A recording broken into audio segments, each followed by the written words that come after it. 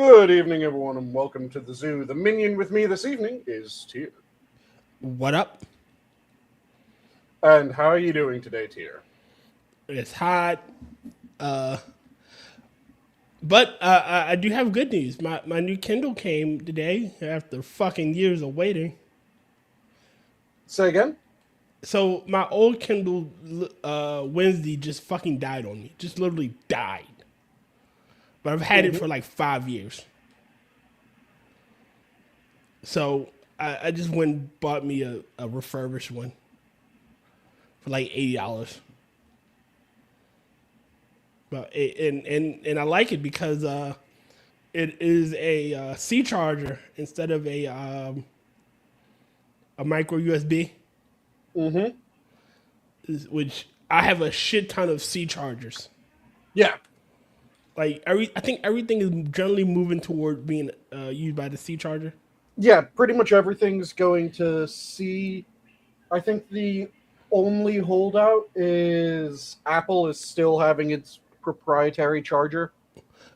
That's because Apple wants you have to use our products and our products only. Yep. Like, but that's just hopefully that'll go away to the dodo bird. I'm waiting for my phone to officially get to the point where I can't use it anymore and just get me a new one. Yeah, I tend to use things until it dies. Mm-hmm. Like I think my iPhone's like an iPhone 11. Like it serves its purpose. It doesn't need to be upgraded every year to a new one. Yeah, I'm also really. Oh, Apple switched to C cable for new products? I didn't know that. Oh, Okay. I didn't know that either. But yeah, I tend to also wear everything until it is completely fucking gone. Mm-hmm. Or I wear it until it reaches a point where I can repair it, then I repair it, then I continue wearing it. Yeah. Like clothes, yeah, I'll wear something until it's pretty much all right. This thing is either too tight or it's too torn up, and then I'll just rip it into using like rags, cleaning rags, so it gets some sort of a post death service. Like I have a few T-shirts that I literally use like the as pot handles. Mm-hmm. Yeah, for So. me, it's typically I'll wear shirts, for instance, until it starts fraying right at the hem around the neck and the Mhm. arm. That's typically when it gets swapped out. Yeah. Or for pants, I'll wear them until it starts getting a hole. Normally, I get, since I'm actually decently flexible for my size, and by Hmm. decently flexible, I can squat really fucking low. And I do so while bearing weight. So typically, just the very, like, that seam right at the crotch? Yeah. It's that area right below that tends to rip out. So then I I just stitch that seam back shut. I usually take so I wear my work pants to death, Mm-hmm. and I will go to the dry cleaners. Can you guys, since I'm down here for a stitch, can you also hem these pants too? Nice. If I'm down there to get a stitch, I might as well get them hemmed. Mm-hmm. They'll hem them and they'll be good as new. Mm-hmm. Yeah, Like for me, wasting that. I have to hem my pants Mm-hmm. because I have a giant's torso and a midget's legs. I am the giant dwarf. I have a 27-inch inseam, Jesus Christ. which is insanely short for someone who is 6'1". Jesus. So I have the legs of someone who's 4'6", the torso of someone who's 7'8". Jesus, man. You're all kinds of misproportioned. Oh yeah. So I end up having to get every pair of pants that I get hemmed, because if I don't, I am just ripping the ever living shit out of the bottom few inches of the pants. Mm-hmm. Since most pants, when you're looking for anything north of like a 34 waist, Mm-hmm. you're looking at 32s for length. Yeah, Maybe you might be able to find a 30 for length. that's why I get my work pants unhemmed, Yep. because I've never liked their hemming. They've never got my work pants properly hemmed, so I just get them unhemmed. Mm-hmm. And again, I've torn the crotch out of this one. All right, well, all right. What else do I need to get done? No, these need to be hemmed. All right, let's take them. Let's take them to this lady. Fuck it all. I have work shirts that, like, I had a bad ink spill on a work shirt, so I just ripped the tags, the badges off, and the insignia, and I wear it when wintertime. It's a fairly warm shirt. Mm-hmm. And yeah, that's where it always gets me, right at the top of that inseam. Mm-hmm. So it's like right below your ball sack. Uh, That area is always one of the first to go on my pants. right next to your bunghole. Nah, it's not next to your butthole, because it's literally just No, like your right bunghole. below your sack. Tragic had one day showing us Harry Truman ordering pants, Mm-hmm. and he used the term bunghole. Okay. So right next to your bunghole. So it's an official term used by our president. I also wish that I wish that either people would make pants that are meant to go to your waist the way that they used to be made when they were meant to go to your waist, or that they would make pants that are meant to sit below your belly button. Because the way that they used to do them when it was high-waisted pants, the belt wasn't up at the very top. Mm-hmm. It was a few inches down from the top. If you look at really old pants, that was how they were done. They had this section above the belt, the belt, and then the rest of the pants. And it made it so that your belt wouldn't flip and dig weirdly by having that added little bit. It kept, yes, technically the top of your hip bones is your waist, but a lot of people refer to waist as your belly button for some fucking reason. So it used to be that it would have that bit, which would keep your belt from flipping weirdly and pressing. But then they stopped doing that, and they started moving the belt all the way up to the fucking top, which now, if you try to wear it all the way up to your top, your belt just kind of rolls and does weird shit. And it makes it uncomfortable. So if you want to have pants that are meant to go to your belly button or above, build them like old pants. Have that little bit right above so that it doesn't roll as easy. Yeah, I don't know do that.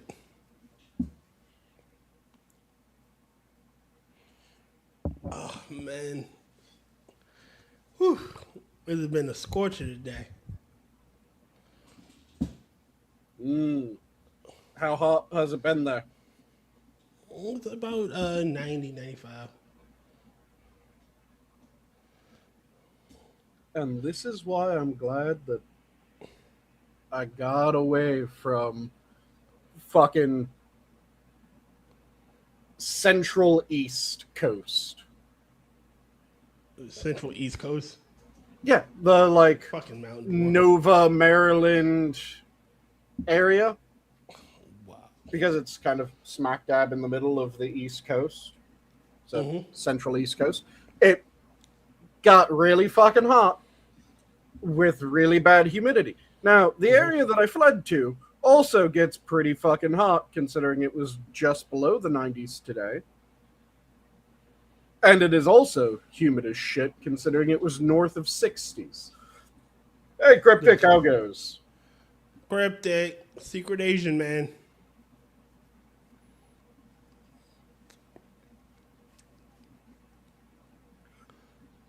Like, how have you been? All right. Asking him or asking me? Cryptic. Granted, I can't see the chat because I'm currently. And Cryptic says mountain time is best time. Yes. Yeah. No. Also, I'm rather worried because he just said secretion Asian man. Secretion Asian man. Secretion Asian I do not man. want to know what you secrete. He don't ask. No questions. I'm hoping that was a typo, though. No, it's not. But yeah, but I wish that they would make pants properly again, because then you wouldn't have the same issues that you do if you try to wear pants where they're meant to be worn. Though also at the same time, I don't wear them that way because, again, I am all torso. So trying to stretch them up that way, I would have to bisect my junk. Ugh. That sounds uncomfortably painful and dear God, no one wants you to do that. That's why I don't wear them up at that high.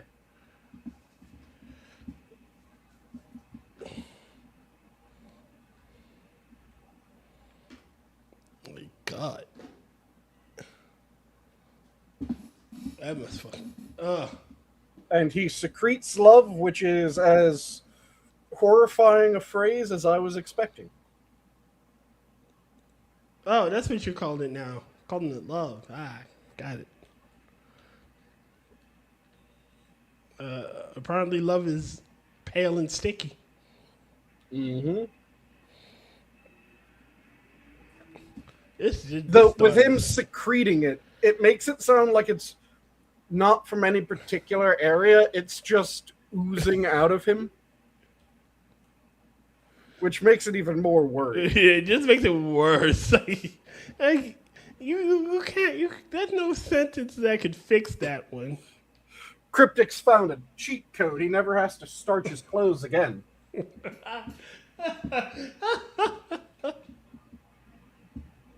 Oh, God. Pants stand up in the corner all by themselves. The circle of life. Hey, you were the one who said that you secrete and then that you secrete love. Look. We just took it to its logical conclusion. Much like when you secrete love. To quote Family Guy, somehow Cryptic's wash machine is pregnant. He doesn't even know how that fucking happened.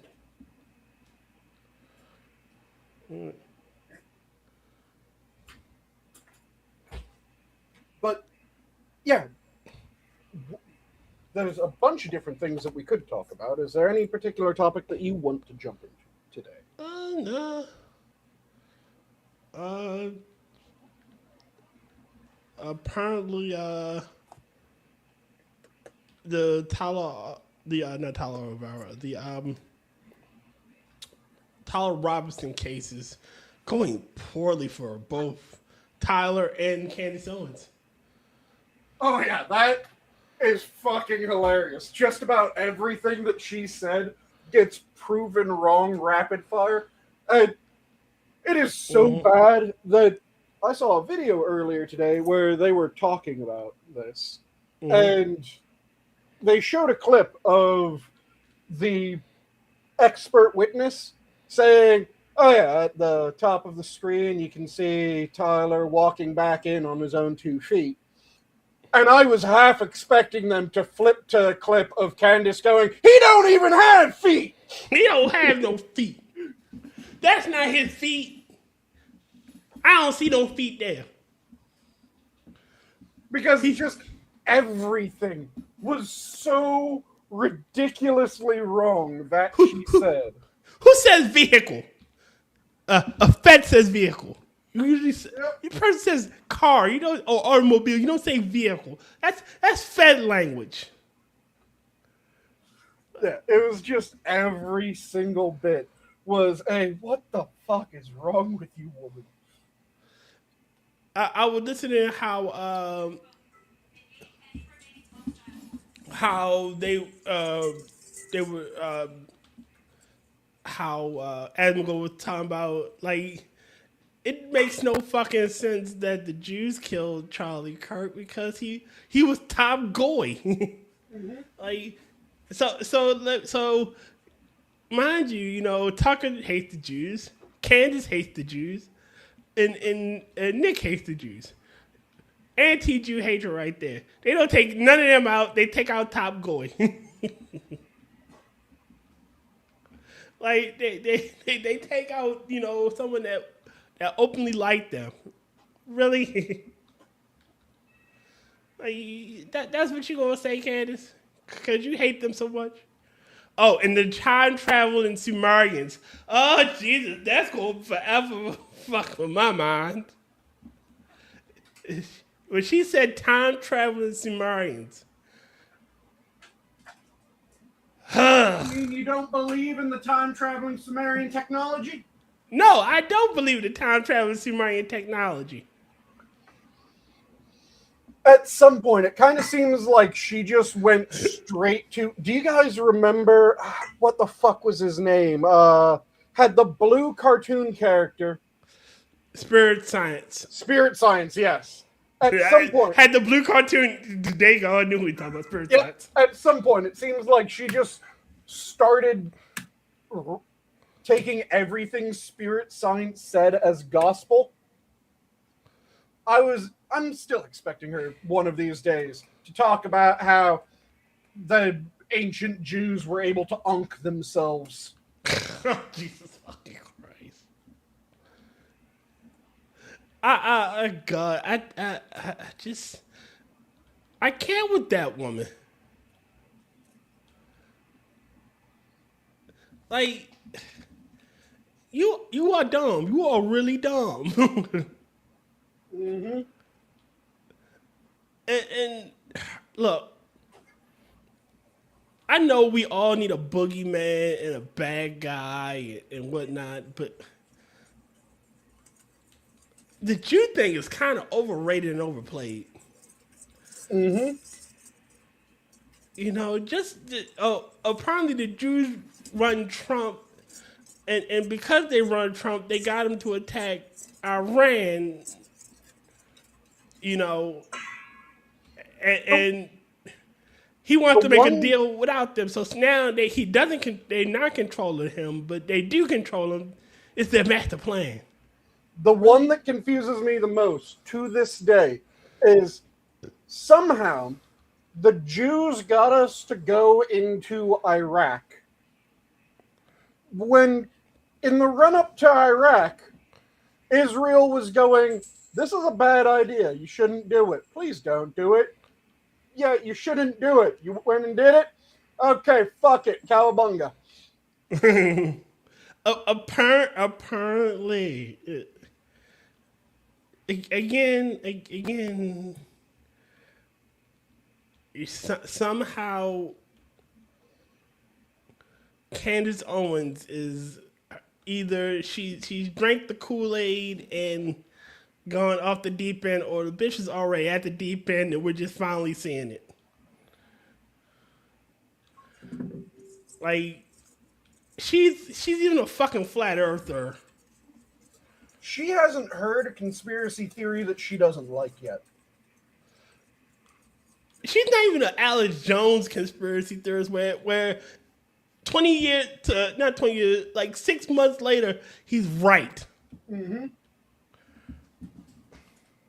Speaking of Alex Jones, did you see the Alex Jones Sneeko? No, what happened? Alex Jones and Sneeko had a debate. Hopefully, you could hear the air quotes in the way that I said that. Why would he debate a retard? Alex Jones is above that. Oh, and he made that very clear because the entire time Sneeko's trying to well, you believe this, and Alex Jones is like, I'm a Christian crusader, and just going completely fucking wild and making an absolute joke of it. It is hilarious. Again, why would he debate that retard? It's like Charlie Kirk was going to debate Hassan Piker. It's like throwing you into a cage and you're hungry and there's a human being around. You gotta eat them.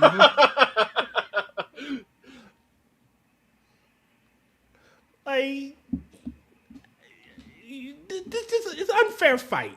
That's what I'm saying. And Rotten, I think that you guys are giving too much credit. She can be both. What? She can be both completely retarded and be grifting to retards who give her money.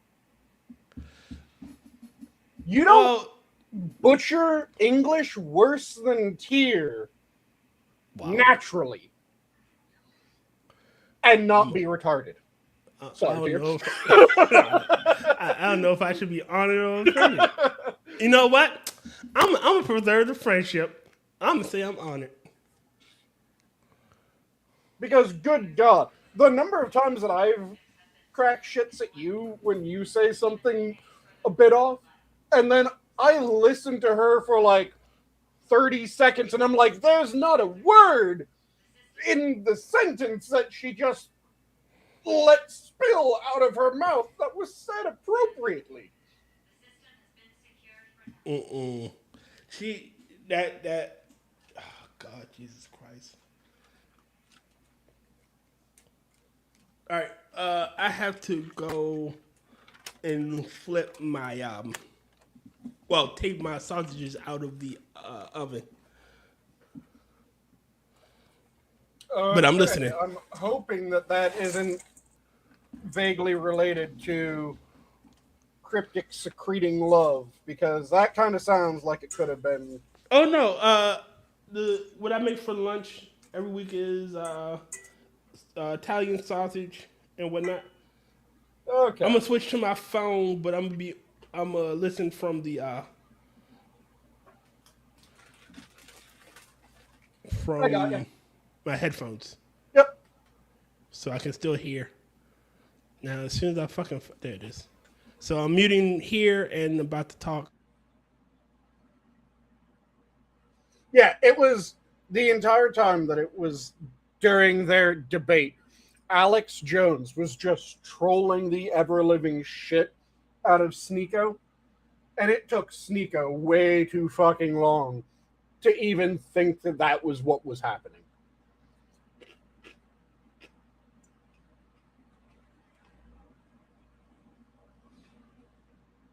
The boy is a special kind of special.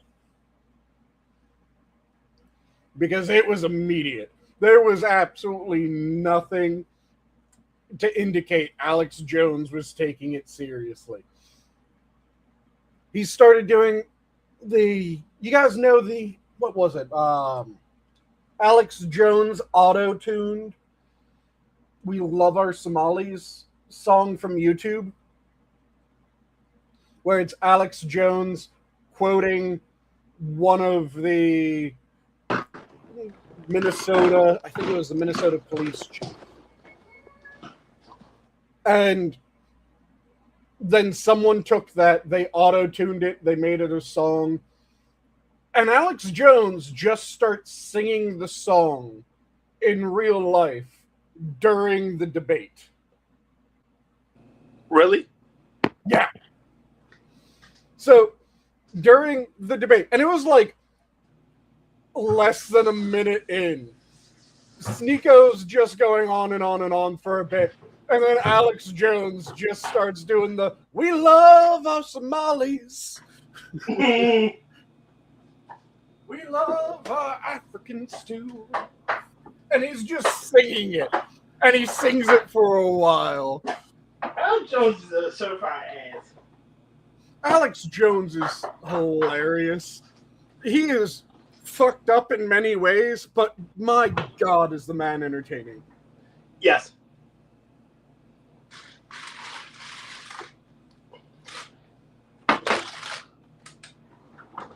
Damn shame they fucked him over. Mm-hmm. Oh, wow. It is horrible that they took away InfoWar. I do think that he should have been punished. I don't think that the punishment was just. That's where I no. That I don't think he should have been punished. I think that he should have been punished because he was slandering people on air. So having something as a "don't fucking slander people on air," yeah. Yeah, but to the point. Which is what I'm saying. Which is what I was saying. That it's the degree to which they decided to try to punish him is the fucked up part to my mind. That he was punished, yeah. You slander people, you should have to pay out some money to them. The fact that they went, well, you slandered these people, so you have to give them, what was it?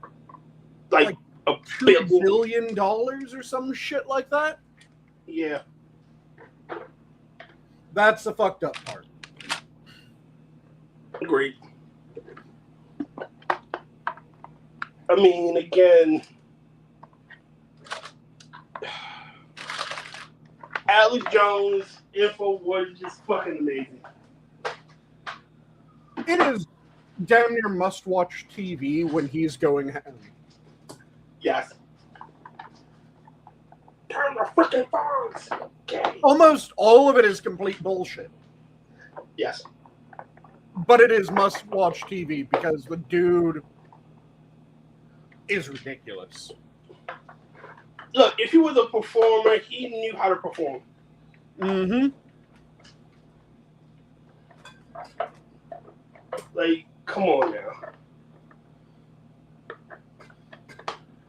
Also, I do love the number of theories that he is actually just paid to be the person that says the truth in the most ridiculous way.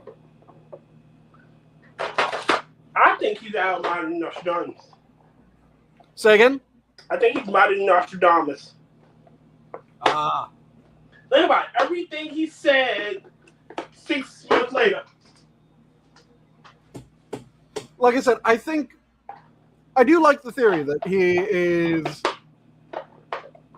a person that is put forward to say things that are sometimes correct. Like I said, a lot of it's bullshit, some of it's correct. Fair enough. But to say it in such a way that everyone goes, "What are you, insane?" Yes. Because the turning the friggin' frogs gay is an absolute meme. It was kind of accurate. No.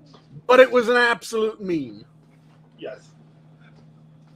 Which made it easier for people to discount it until research came out and said, yeah, so what's happening is that there's a bunch of frogs that are going hermaphroditic, as well as there's a bunch of frogs that are now interested in same-sex relations. It's imparting the same knowledge, but it doesn't have the same level of what the fuck as they're turning the friggin' frogs gay.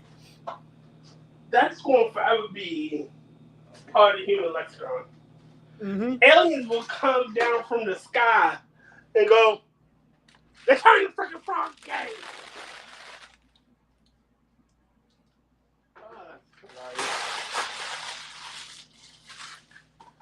Alright, almost done. Salad. Yeah, there's, like I said, he gets some good information and puts it out just in the most obscenely ridiculous way. Uh-huh.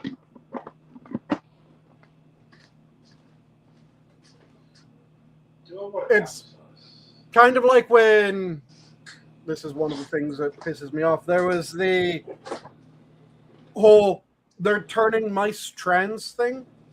Yes. And then a bunch of people came out of the woodwork and went, no, what they're talking about is transgenic. You're just being stupid and you don't know the difference between transgenic and transgender. There's one major problem with that. Do you know what the problem was? What? They were actually turning mice transgender as part of the research. It wasn't transgenic mice. That was also something that was done, and it's something that is still done. But there were a bunch of research projects that were, for instance, testing whether AIDS medications have the same function in transgender specimen. So what they did was they took a bunch of mice. They turned the mice transgender. They gave them AIDS. Then they started giving them AIDS treatments. So in other words, they gave AIDS. Well, not only did they turn mice trans, they gave trans mice AIDS. I can't wait for the trans mice AIDS conspiracy. How AIDS is a And there were government psyop. there were a number of other things that were like that, where, no, in the actual research, they were making trans mice. It was just that the people that tried to debunk it Were idiots? Yeah, we're idiots. And they saw, well, there's transgenic, so they must mean transgenic. And they assume that everyone else is as dumb as they are and thought that everyone would conflate transgender and transgenic when, no, the actual papers said that they were taking mice, they were transitioning the mice in order to test various drugs on a transitioned or transitioning person using a model species. Mice are used as model species. Now, some of those transgender mice were transgender transgenic mice, and that's often called homunculus or chimeric. Chimeric is the most common. So, most of the time when people are referring to transgenic, they'll just refer to it as chimeric animals. So we do chimeric animals in research a fuck ton. Because turns out that if you want to figure out the effects that a medicine will have on human pancreatic cells, Yes. but you don't want to do human experimentation, you implant human pancreatic cells into a mouse. So And then you can observe the effects of med on the human pancreatic cells in the mouse. So mice are compatible with DNA. Well, you can make them a chimeric animal, which means that you implant certain things or you just introduce certain elements, certain genes, shit like that, from another animal in order to get them to express. Depending on the level of similarity, they'll be rejected or ignored. Okay. And one of the other things that you can do is you can use a knockout mouse, which I've explained knockout mice before, but for anyone that doesn't remember what a knockout mouse is, a knockout mouse is a mouse that has been modified so that it does not have specific gene expressions. So, for instance, there's the knockout mouse that I've talked about the most on the stream. There's a specific type of knockout mouse that what they do is they knock out one of the cancer-preventing genes. Okay. Because it also prevents a lot of other things. So you knock that out, and suddenly you're able to test different things on this mouse that you wouldn't be able to test normally. Okay. But by knocking out that specific gene, it also means that within like 6 months to a year, the mouse will start spontaneously generating tumors at an accelerating rate. Jesus fucking Christ. Because we just knocked out the gene that prevents the tumor formation. Okay. But it also prevents other things, so it makes sense to knock out the gene if we're testing something that we need to test or that it prevents. So lots of really good research can be done with those. What you can do is you can knock out certain elements of their immune system, which prevent them from being able to recognize a chimeric implant. Okay. Which means that you're able to implant human pancreatic cells into a mouse and prevent the mouse's immune system from attacking those human pancreatic cells. So it thinks it is, a part of the original mouse body. Yep, exactly. It treats it as part of its own body and doesn't try to destroy it. So there's a lot of times that we do chimeric animals. Mm-hmm. And like I said, it's when we're testing certain meds. So you want to figure out the effects of this med on human neuronal cells. Okay. It could be really beneficial. It could destroy the neuronal cells. So you don't want to just take a person and give them a med that might make them paralyzed and brain dead. That's really frowned upon. So what you do is you slap some human neurons into mice. You give the mice the med, and then you see if the neurons improve or die. And it makes a model species. Model species in medical research are species that can be used in order to emulate some aspect of human anatomy and physiology. Turns it from a decent model species into effectively an exact model species in that one aspect. Okay. So medicines that are tested on chimeric animals you find fewer random side effects in later testing than you do on medicines that are tested on non-chimeric animals. Thank God for mice. Yeah. It's one of the things that makes it so that every time I hear people say, well, we shouldn't do animal testing. No. We should continue animal testing until we have an option that is even better than animal testing. And less cruel. Yep. Honestly, I'm not against animal testing. I'm just against cruel animal testing. Yep. Damn it. We shouldn't be cruel in our testing. We shouldn't torture the animals that are part of the testing. But the animal testing is vital for medical research, so it should be done soberly and respectfully. Mm-hmm. And one of the ways that you can do that is by making sure that you're using the right knockout mice. Again, fuck Seralini and fuck his entire research paper. The Seralini paper on glyphosate is like mouse Mengele. Repeat that. I had to take off Like mouse Mengele. The Seralini research paper on glyphosate and tumor formation is like reading a paper from Mengele if Mengele was experimenting on mice rather than Jews. Jesus fucking Christ. again, that's the one where by the end of the experiment, which ran 2 to 4 times longer than the spontaneous tumor generation period, Mm-hmm. he then finally put the mice out of their misery and found that almost every mouse within his study was about 50% tumor by body weight. Jesus fuck. Again, that's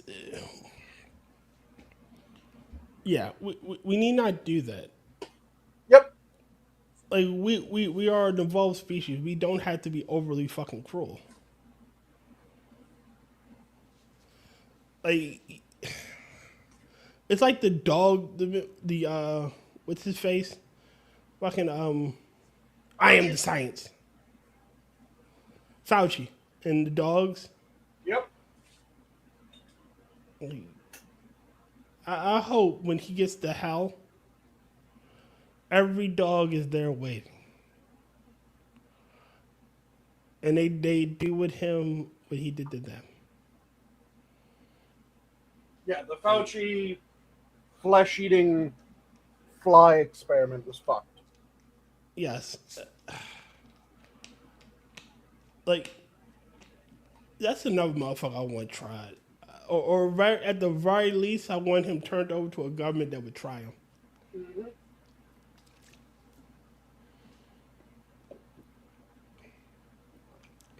Like, that pardon is bullshit.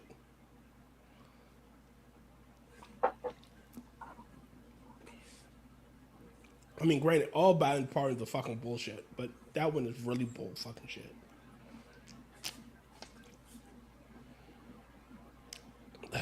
Excuse me. But yeah, there's reasons to use transgenic mice. Mm-hmm. They're good. Fantastic bit of research. Makes really good model species. You do chimeric animals, and we do chimeric animals not just with mice. We've had chimeric animals of other sorts as well. We've had chimeric pigs, for example, Mm-hmm. where some aspect of a human body was created and then functionally implanted in a pig Mm-hmm. to test various meds or disease processes, shit like that. And yeah, if we wanted, the Japanese 730 Unit 731 was absolutely horrific, especially since almost none of their research was usable.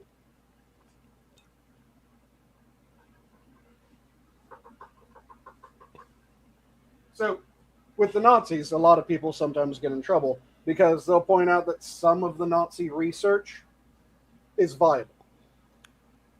And they'll say that all the experiments were absolutely vile.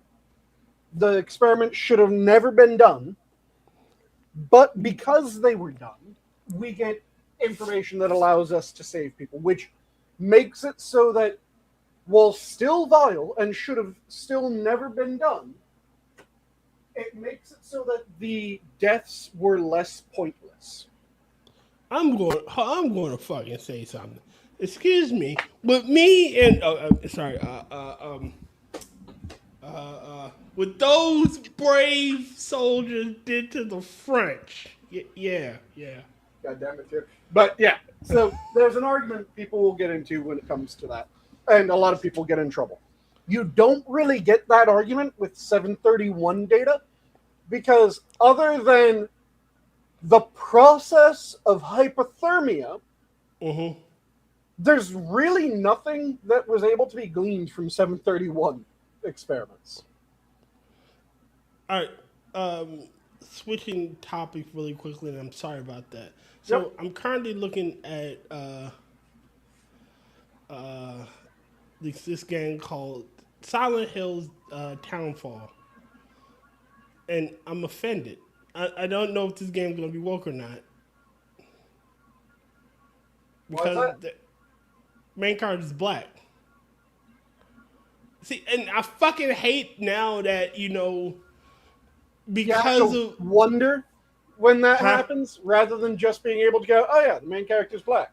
Okay, and continuing on, now you have to go, is this game going to be shit because of this? Yeah, and it fucking pisses me off. And it's supposed to be in Scotland, And 1996 Scotland. because a lot of people, I know that not our chat, but just because I want to get this point out, I'm going to say it, even though I know our chat knows. When it comes to that, it is not that it is bad because the character is black. The problem ends up being that you'll have a bad story that then someone goes, ooh, if we make the main character black, It'll sell. it'll sell. So it isn't bad because black, but far too often it is black because bad. Yeah, like all right. So the three current games I'm going to bring up: Forspoken, uh, the one where South of Midnight, Mm-hmm. Forspoken, South of Midnight, and Alan Wake 2. Mm-hmm. All black characters, whole pretty much all black universe, female leads, and whatnot. Fucking terrible. And they also had Sweet Baby influences. Mm-hmm. So yeah, Yeah, because there's a bunch of older works that have black characters, and they're amazing. And no Yeah. one goes, well, it has a black character, therefore it's bad. Because it isn't that the character's black, it's bad. It's again, the quality is the issue. And then in order to still sell, rather than fixing the quality issue, they just politicize the casting. They politicize the visual. yeah. Like all right, Assassin's Creed Shadow could have been good. It had to do all they had to do was do one fucking thing, just one thing. Take out fucking Yasuke. See, I disagree. I think that it could have been good. That alone would not have fixed the issues. I mean, half the issue was the fact that it was this fictional character who never existed, and y'all trying to say existed. You know, had him, turned him into a fucking samurai and tried to tell the world, "Oh yeah, he's real." Yeah, it was a person that didn't exist in the form that he existed in the game. But that wasn't the only problem. Because they also took Oda Nobunaga's sister Oh yeah, and let her claim turned her yeah. into a weird love interest. They had you desecrating temples. Yeah.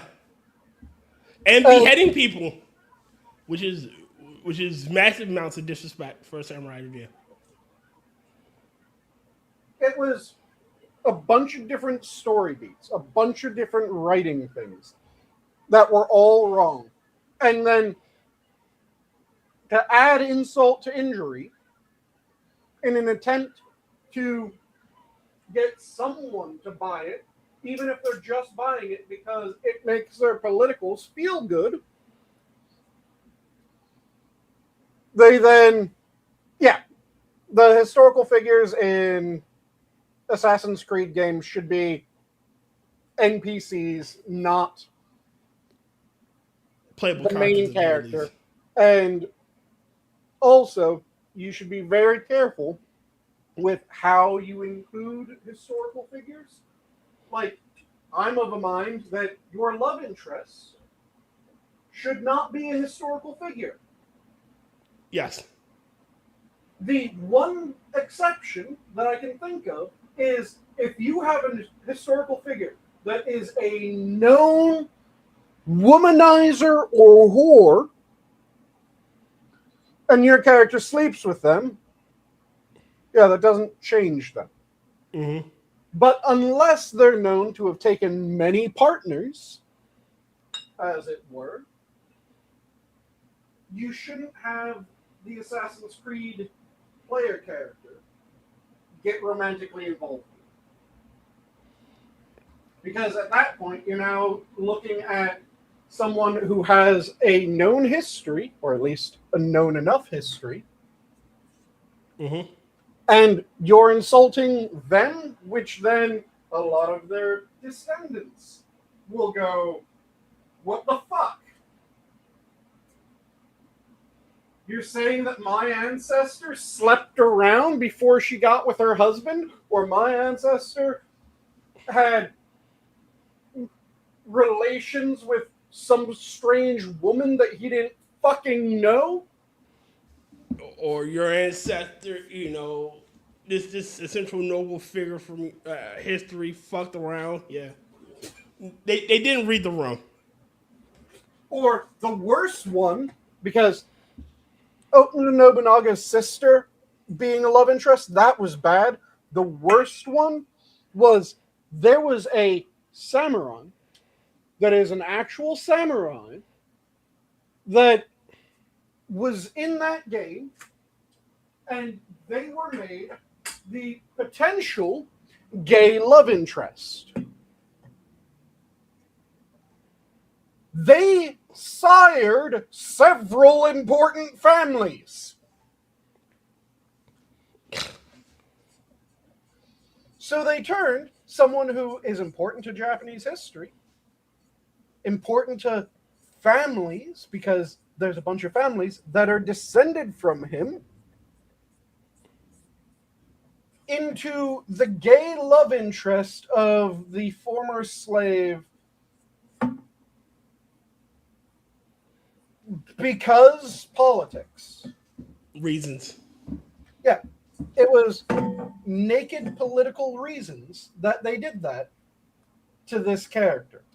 Which, like I said, the doing that to Oda Nobunaga's sister, that's bad. That's really bad. Mm-hmm. But then also going, hey, this character who was famously absolutely besotted with his wife, just insanely loyal, loved her to death. Yeah, you can fuck him in this game. What? I'm more pissed. Not only that, but the fucking fucked up crossovers and shit. The Attack on Titans. Yep. Like, why? Like, all right, I get that the Assassin's Creed universe is based on a mix of mysticism and apolitical history. Mm-hmm. But Attack on Titans just breaks the universe. Yep.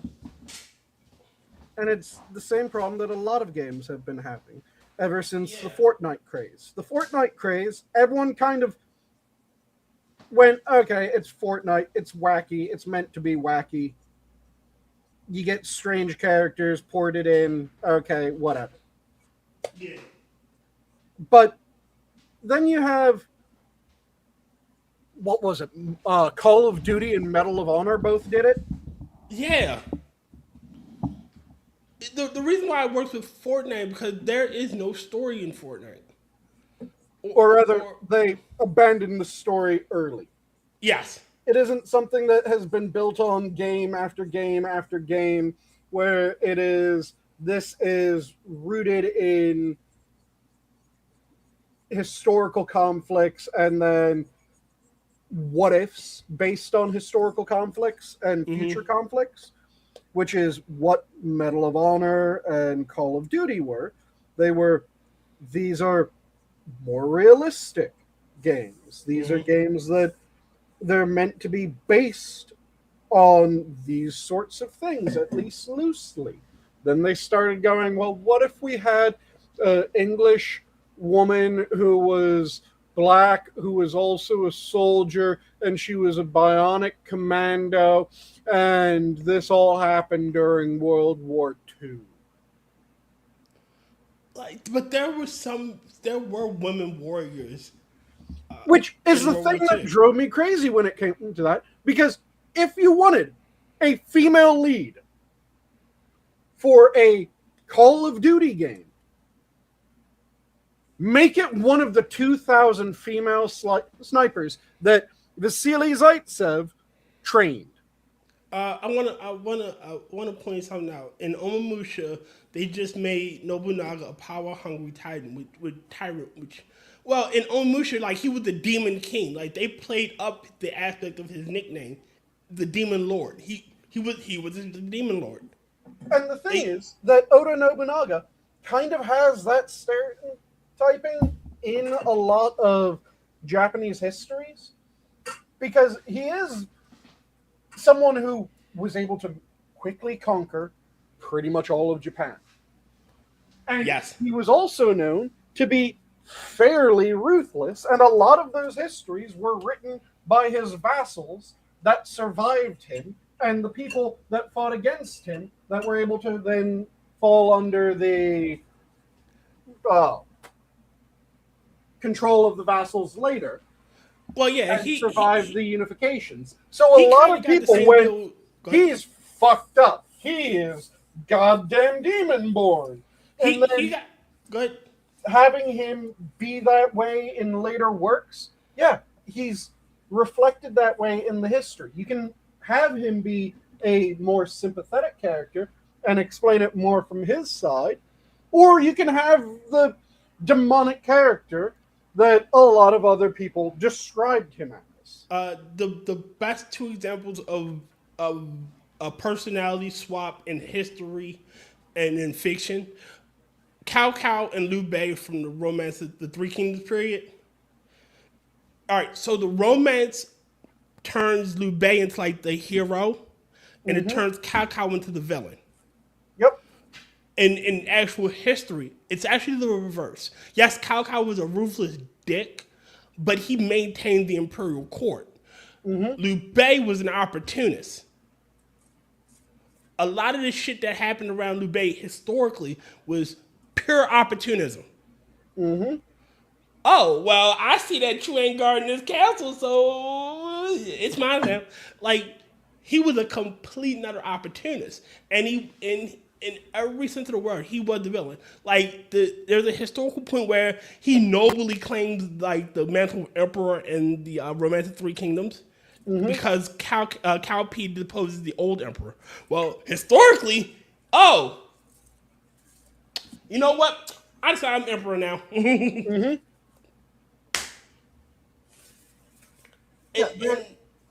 And again, when it's written by your enemies, you tend to get vilified. History can be messy.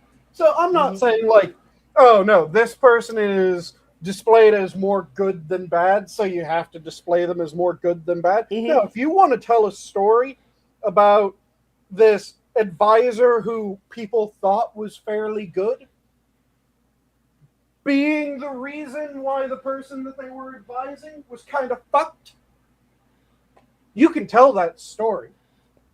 And that isn't something that is a complete break. Like, you could have a story about Rome where it's about Nero. And rather than Nero just being innately fucked up, you could try to tell a story where, what if he wasn't that way at the start, and it was other people kind of nudging him in that direction? And have it where it's his advisors were the ones that warped him over time. Shit, how many stories have we heard or there have been where Caesar is the villain? and or sees as the hero, or at the very least sees as the unlucky bastard. Yep. Again, you can tell those stories, and I'm not saying you can't. Don't try to portray yourself as just historically accurate. Oh, this is one-to-one history. This is historical accurate down to the letter, and be a certain character a person that never really existed. And a good way of dealing with that is when you're trying to have a character portrayed more good than they are in general history, or more evil than they are in general history. Mm-hmm. Pick the person that you're telling the story of, because the person who is evil hardly ever goes, "I'm evil." No, Yeah, they think no one is they're ever the villain in right. their own story. Yeah, they think that they're right. They think that they're doing the right thing. Tell the story from their perspective. Show the world how they see or saw the world. To call back to what we said earlier, if there was a story about Hitler, Hitler wouldn't be the villain. He did not see himself as the villain. Mm-hmm. Or a good example that happened not terribly long ago, and a movie that, again, I've credited with being a very good movie, Jojo's Rabbit. Yes. It's a movie that takes place in Nazi Germany during the war, where damn near every character in the movie is a German nationalist or a straight up Nazi. But in the end, the kid after his mother's killed, he kind of sees like, oh, he kind of sees through it. But the thing is that it isn't everyone else is evil. It's him going, "Oh my God, all the people that are good people around me have been pulled into evil." And it shows that the characters are still good. One of my favorite scenes is the Colonel at the very end of the movie. The end of the movie is the Allies come and they take the town. Mm-hmm. And the Allies coming into the town, they start rounding up all the Nazis. The Colonel is captured, and Jojo is wearing a Nazi uniform because he was part of the Hitler Youth. He gets brought over, and the Colonel sees Jojo, initially smiles, then he gets a very sad look on his face, before he starts slapping Jojo, calling him a Jew, pushing him away, saying, "Get this filth away from me." Trying to protect Jojo. And by doing so, he is making sure that he will die, because now he doesn't have the ability to argue that he didn't know. But he protected Jojo. But he protects Jojo. By calling him a Jew, he's saying like he's dressing that way so he can blend in. But I know the truth. Yep. It ends up being something that he saves the main character, because you could see the change in that character throughout it as well. And that character was never a bad guy. That character was someone who got wrapped up in shit and realized what he was wrapped up in, but was in too deep.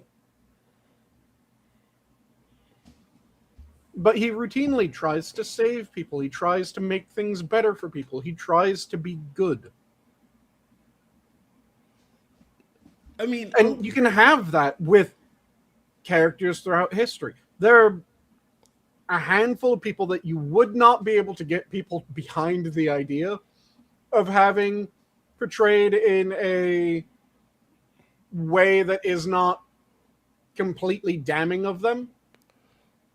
yes. But there are very few people that you could not devise a way to tell a story that has them as the sympathetic element. I'm pretty sure. Yeah, there are a few people that are irredeemable. That probably historically are just fucked forever. Oh yeah, there's going to be a few that you can't do that with. There's a load of serial killers that you would not be able to go, no, see, this serial killer is the good guy. Unless it's Because, completely fictitious. unless you completely make everything up in the story. But I'm saying that with most historical figures, you could just tell the story from their perspective without warping it. Just changing the tone, changing the perspective, showing what they saw, and it becomes an entirely different story. A good example. You could very easily tell a World War One, or you can very easily make a World War One movie where it is in favor of the Kaiser and the Germans.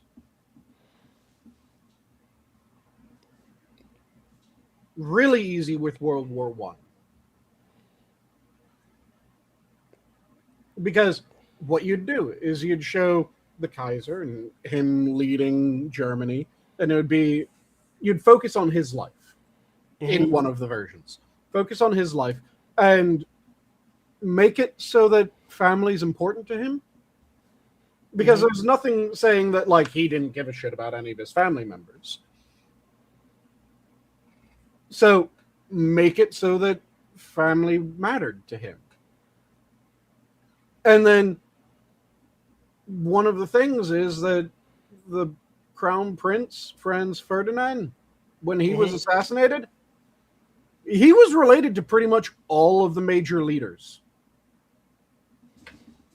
So you have the Kaiser reacting to hearing about one of his family members dying, being assassinated, and then him wanting Revenge. to get revenge or to make sure that more of his family don't die. And then him getting outraged when his other brothers or other family members get in the way. And you could tell a story from that perspective. Have him be the tragic hero. And you could do that without really rewriting history. And it doesn't make it so that everyone else is evil in the story. Because you could even have the same thing where you do a couple different movies where it's one's from the Kaiser, one's from the king, one's from the Tsar.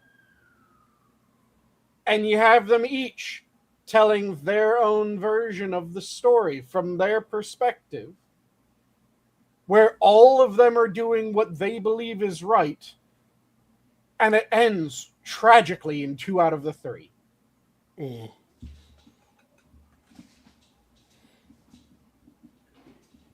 Sadly, they wouldn't do that. They hate clean villains. Well, the thing is that wouldn't be a clean villain. That would be a muddy villain. They hate clean heroes. They hate clean villains. But they don't want to tell stories that are actually good. Whereas that one seems like, to my mind, it would be a fascinating trilogy of movies to watch. Where you have the king's story, the Kaiser's story, and the Tsar's story.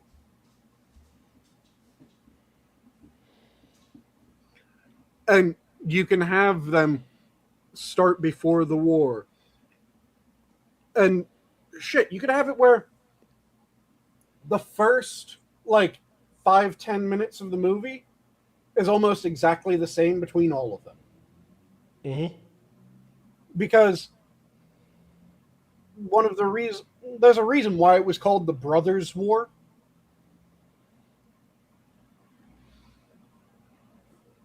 They were What was good? they were closely related, like insanely closely related. I believe they were all cousins,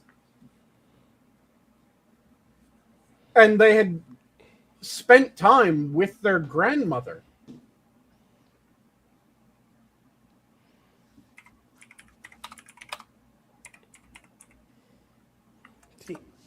Man, Yeah, they were cousins. So you could have it where the first 5 minutes, 5 to 10 minutes of the movie are visually the same or almost identical, because it's King George, Kaiser Wilhelm, and the Tsar all running about under the site of Queen Victoria, who was their grandmother. And then you have each of them branch and tell how they came to be. I mean, shit. When you look at Tsar Nicholas and King George together, they look almost identical. I need to see that. King George and Tsar Nicholas. King George. Here, I can pull it up. I can pull up a good picture. Rotten says, Tier, how many movies have we watched where basically no one's... we've watched a lot of movies where no one's a fucking good character, where everyone is a piece of shit. Yes, I agree. And then and Rotten says, I want a movie where Gandhi is Jack the Ripper, since those killings started shortly after he got there and stopped when he left. They do kind of look... Yeah, they do. They look like... They could be brothers. Identical twins. Yeah. Not quite, but they look close enough. So similar. And yeah, that's Tsar Nicholas and King George standing together. And let me see if I can find a good picture of all 3 of them next to each other. Because even all 3 of them, you can tell the familial.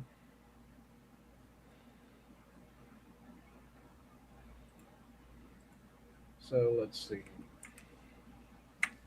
That's a decent one. Yeah, they were good cards. They just weren't good people.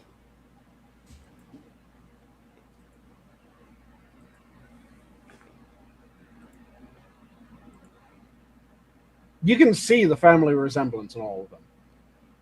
Yes. To switch topics again, sorry, my friend, but I just found this this scene from the latest Odyssey movie. I think we should watch it. You know, I don't think we'll get trouble from YouTube. This is from the new Odyssey movie.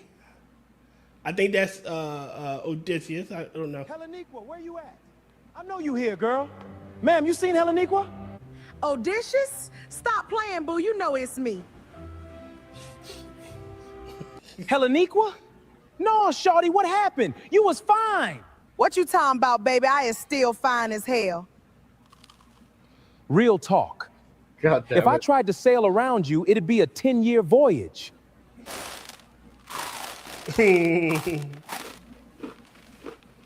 Why we use that Trojan horse when we could have all just fit inside you?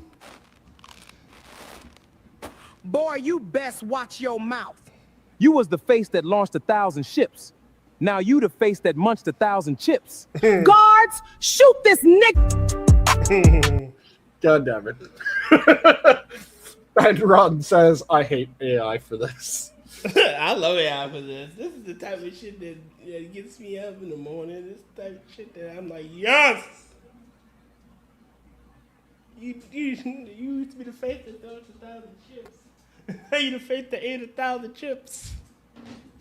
But yeah, another really good example of something that you could tell very easily from both sides and have each seem in the right. Trojan War. Yeah. You could have the Trojan War from the view of Odysseus. And by the way, the part that I hate the most about that AI was the fact that they did the other pronunciation of Odysseus. Odysseus. Odysseus. Odysseus is like nails on a chalkboard to me. It is Odysseus. I know it's Odysseus. Odysseus. So you can have it told from the viewpoint of the Greeks and Odysseus, to phrase it the way that they did, or Odysseus, the proper way, the better way, the way that sounds pleasant. So you can have it told that way. And it's a really good story. It is painfully easy to make the story told from the perspective of Hector and have Hector be the good guy. It is a painfully easy thing to tell the story from, I'm trying to remember the Aeneas, from Aeneas, because it's the Aeneid. It's the Roman version where it was a Trojan hero that ends up fleeing Troy through the underworld, carrying his father, and founds the people that would found Rome. Okay.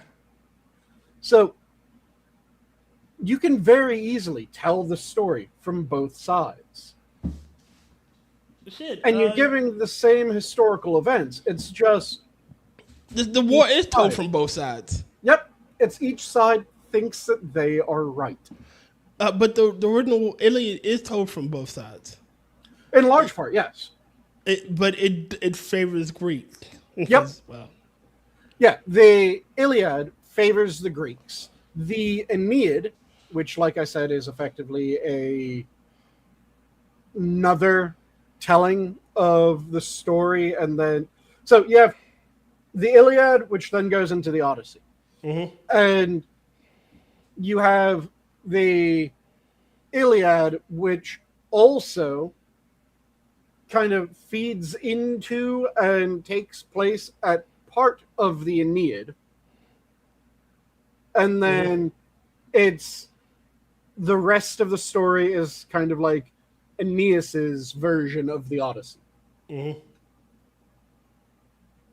Yeah, you could make a movie from a Hades perspective. And I will say, making a movie from Hades' perspective would be the easiest way to make a Greek god that is accurate to mythology.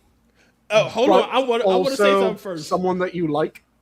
Oh, I want to say something first. Of all the Greek gods, Hades is the only good one. He kept all his promises. He was faithful to his wife, and he did not shirk his duties. Yep. Of all the Greek gods, the one god, the god of death, is truly the honest one there. And whenever a hero came, all right, I can do it, but you gotta promise me you won't look back. All right, yeah, okay. You look back though, it's gonna be a problem. Just saying, don't look back. He makes honest deals. And he is the one who isn't outwardly vicious. In fact, he ends up suffering from the viciousness of the other gods and goddesses. Yep. Because his prized daughter is horrifically scarred. Yeah, the reason why I don't think God of War shit on her Hades that much. It just made it kind of turned him into like this infernal bull, and Disney's Hercules needed a villain, and they can't have Zeus be rapey. Like they also can't have him born out of wedlock. Like old Disney couldn't do that. I'm pretty sure if Hercules made it today, Oh, his mother's human, his father's god, and Zeus just like to fuck around. They'd probably let that slide. Old Disney wouldn't let that shit slide. So, but yeah, they just needed villains, and Hades drew the short stick. But in Myth, the guy's honest as fuck. Like, all right, okay. And again, never shirked his duties, never abandoned his post. Never, and his punishments were fair. Oh, you think you're above us? All right, here you go. Keep pushing that rock up that fucking hill. Mm-hmm. Keep going. Oops, it slid all the way down. Well, remember I said if you can get it up to the top of the hill, you can go. You can leave. I never said I wasn't gonna fuck with you though. So there you go. I don't hate on God of War as much since it made all the gods basically evil assholes. Oh yeah. It made some of the gods evil assholes. It made most of the female gods fucking. He did not destroy any of the female gods. He fucked Aphrodite. He beat up Gaia. Like I think he like pushed her down, essentially, or stopped her from climbing up to Olympus. But he fucked up Kronos. He destroyed Apollo. Killed Hades. Killed Hercules. Yeah, the female gods don't get any punishments when they're just as bad or even worse. Like, it's always the men because, and he accidentally kills Athena. Accidentally kills her. Oh. Which is kind of fucked because Athena was one of the nicest of the Olympian goddesses. What three goddesses? He said he killed 3 of them goddesses. Because Aphrodite is fucking evil. She's a whore. Also, she's evil. The number of people that she disfigures. Because it's, oh, you think that bitch is prettier than me? Burn her face. Okay. All right. He kills.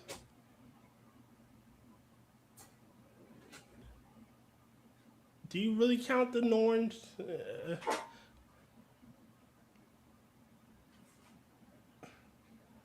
All right, he kills Lysandra and no, that was his wife. So you can't count those two.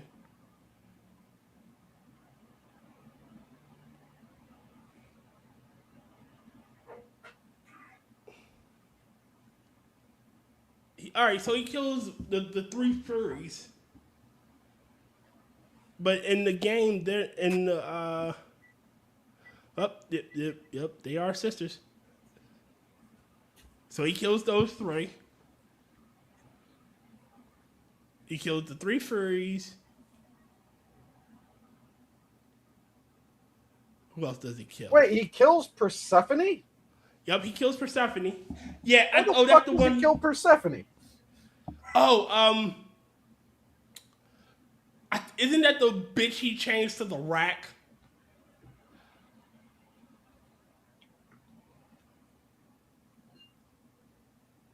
No, he kills her in the Chains of Olympus. He kills Medusa, but he still doesn't kill God. That's one. All right, he kills Calypso and goes to Sparta.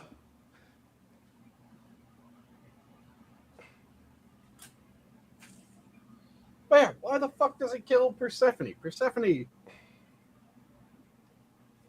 was one of the good ones. Mm-hmm. Persephone's a good one. Athena's a good one. All right, he killed the Norns, or not Norns. He kills Clotho, but doesn't kill So I'll count that one. And That's 2. Which of Zeus's main wives do you mean? Do you mean Hera? Do you mean the one that he ate? Do you mean He kills her. He snapped her Okay. neck. So her. So it's all right. It's 3. 4. He kills Pandora, Gaia. Yeah, he kills Gaia. All right. Well, but he still kills more men than he fucking kills females. Nope. Pandora kills herself. So it's just Gaia, Hera, Persephone, Clotho, and the Norns, the Furies. Because yeah, there were a bunch of different ones that you could argue are Zeus's main wife.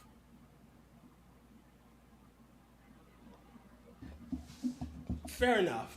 All right. Because he had Metis, he had Themis, he had Eurynomi, he had Leto, he had Hera.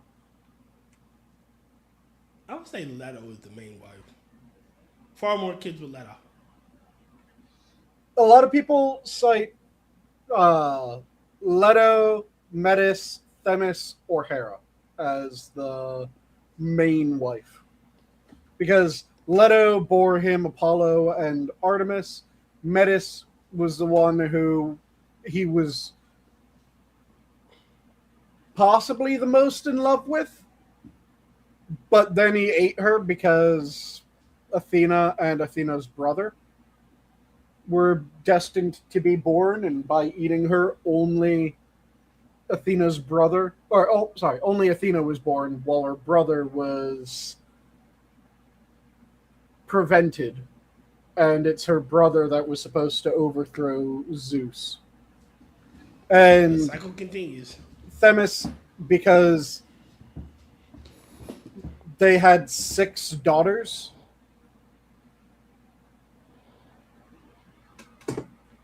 With Themis, she gave birth to the seasons and the fates. Some people should keep it in their pants. Just saying.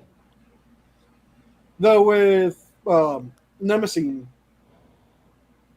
he did have 9 daughters.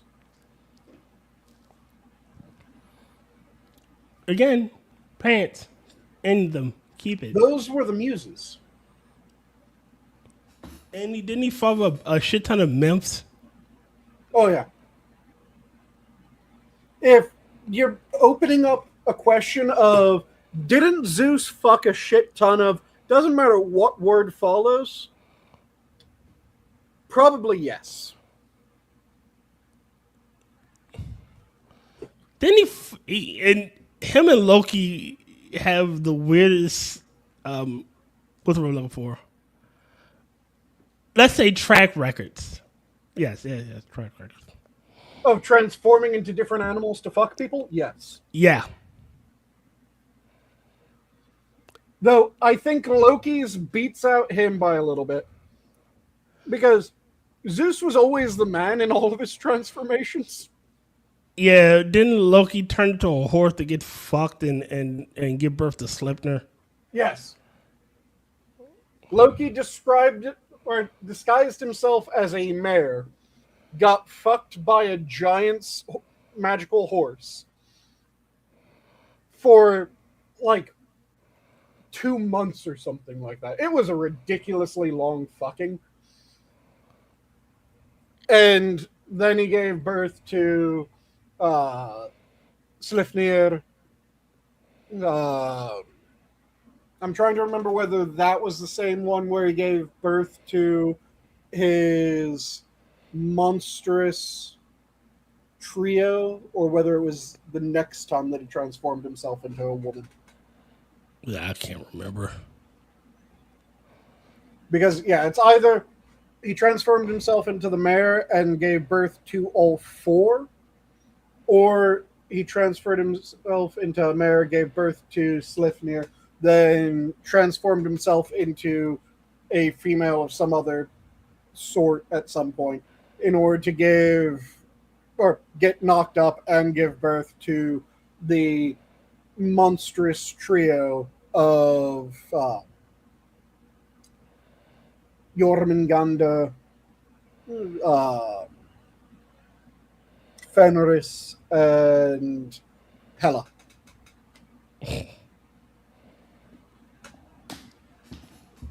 Because, yeah, those three are siblings.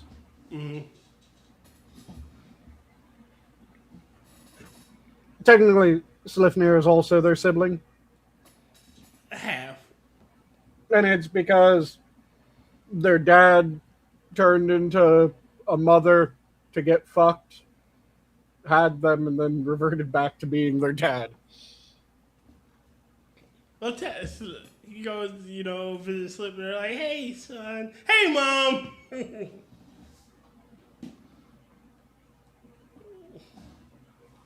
Like that. Just imagine, he telling that story. How their father met their mother. He transformed into this. Yeah, that's how he does. So how did Dad meet your mother? No. It's the other way around. What? He met my father when he was a horse. Yeah, Titans are distinct from the gods. Yes. The Titans are technically the primordial aspects of the universe. They're one of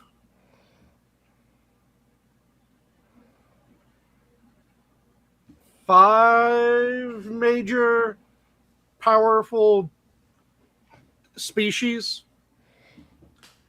like that. Come to Hecatonka, right? Because you have the Titans, which I'm including the primordial Titans as well as the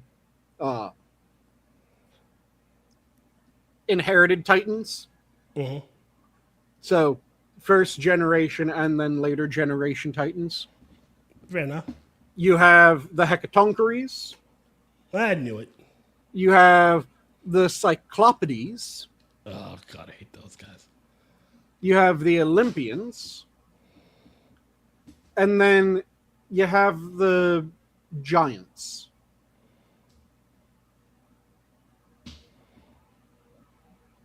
Those would be the five main power races in Greek mythology, to my mind.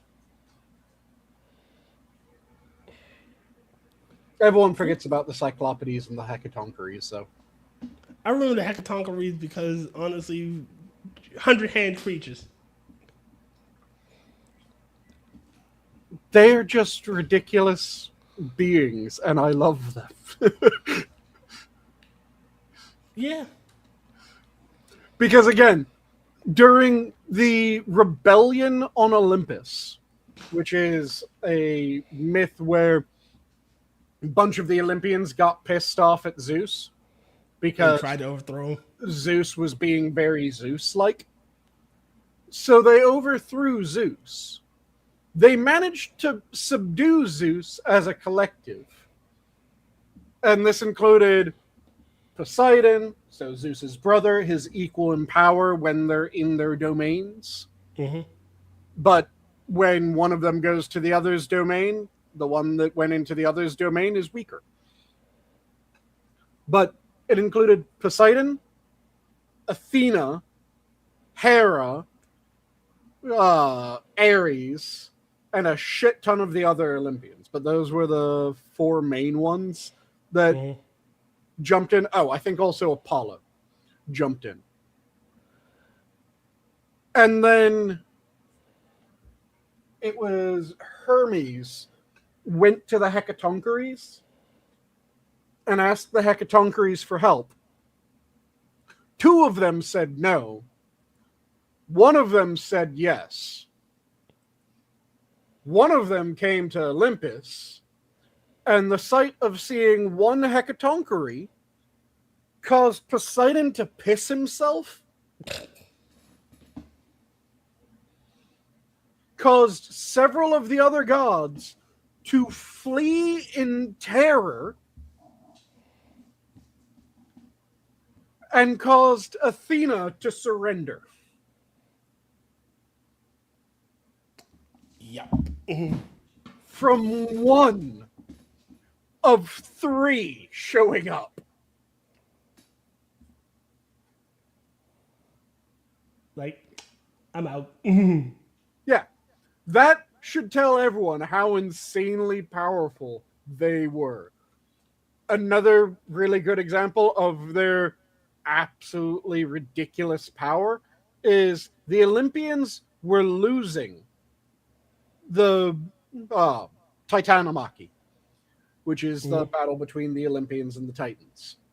They were losing it fairly bad. Then they got the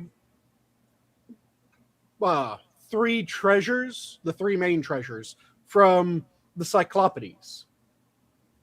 So the three main treasures were Zeus's lightning bolts, Poseidon's trident of earthquakes, effectively, and Hades' invisible helm. Okay. They started being able to win skirmishes. They were still losing the entire war. Then they convinced the Hecatoncheires to join them. And the war completely flipped.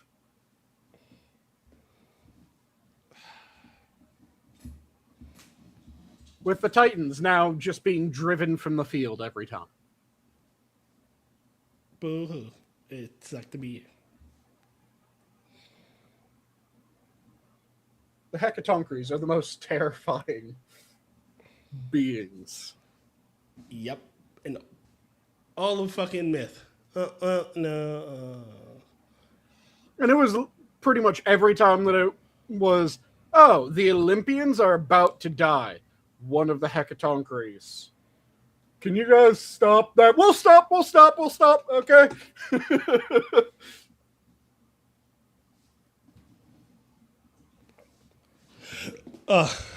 Man. Because there's even a version of the Tiamaki, the battle between the Typhomachy. That's what it is. Typhomachy. The battle between Typhon and the Olympians, where it's again going very poorly, and then a Hecatoncheires. And then somebody quits the field. Then Typhon gets his ass absolutely handed to him. Ooh. Typhon, the father of all monsters.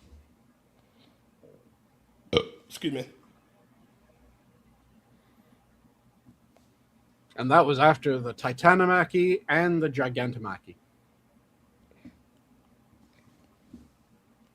It was either during the Titanomachy or during the Gigantomachy that Pallas Athena became Pallas Athena. Where she fucking kills Pallas, the nymph. Yeah, there's two different Pallas's, and there's two different versions of Pallas Athena myth. One Pallas is a Titan, one Pallas is a giant. I like there is also the one where Pallas is the water nymph and like a cousin. True. And they're training together, and Athena flips and kills her. You know, she gets a little too serious, and yeah. But yeah, for the Hecatoncheires, just the fact that every time they show up to a fight, their opening move is throw mountains. That's a good opening to fights. You just walk up, throw a mountain. No, I didn't say throw a mountain. I said throw mountains. Oh, Lord. With an S. They are not content with a single mountain. Athena was able to throw a single mountain. They aren't content until they formed a new mountain range by projectile means.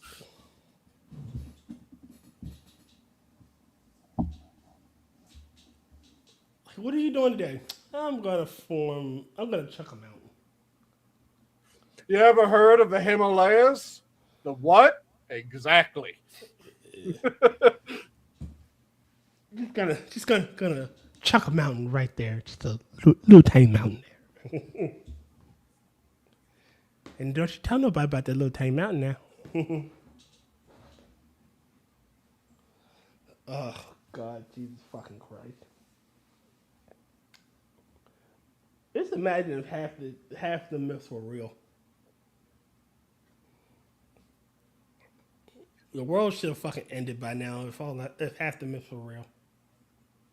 There is a channel that has fun coming up with what sort of end times myth Christianity was.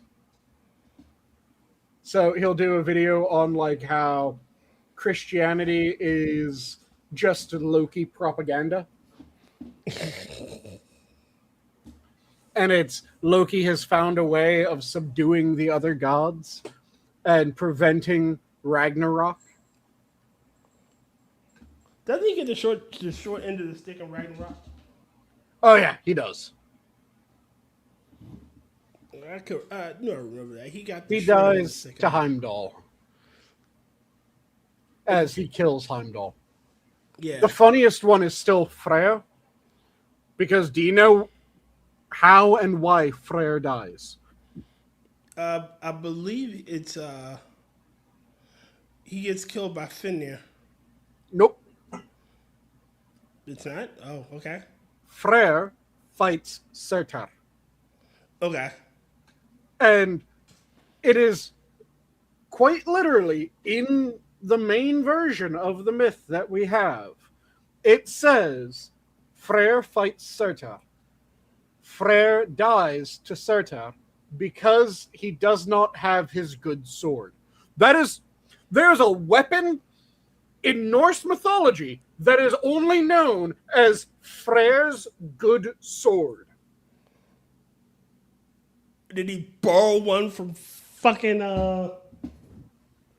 He's the dwarves? fighting with a bone. You should have bashed him in the fucking skull. Just start cracking. But yeah, he loses his good sword in a bet that Loki fucked up. You know, I know somebody gets munched on by the Fenrir. So, someone becomes a snack. Because Tyr loses an arm chaining the bitch. Tyr loses a hand, and I think putting on the leash. So, when it comes to how he loses a sword, it was, not a bet, it was a deal that Loki ended up orchestrating, where he ends up having to sacrifice his good sword in order to be able to wed Gerda, Okay. a rather beautiful giantess. Which he likes them big. then, well, a lot of the Norse gods end up fucking giantesses. It's one of their favorite activities. And the giantesses that join the Aesir also then become Aesir. So he gives up his sword. That sword then, I'm trying to remember where that sword ends up going, but someone's actually using his good sword during Ragnarok. Well, he's having to fight with a fucking stag antler and piece of bone against Surtur, the fire giant.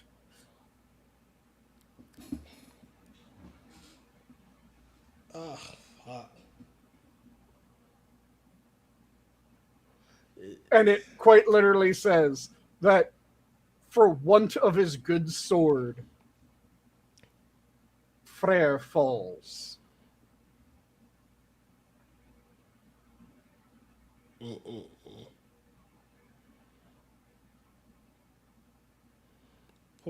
Again, for once for now. Mm-hmm.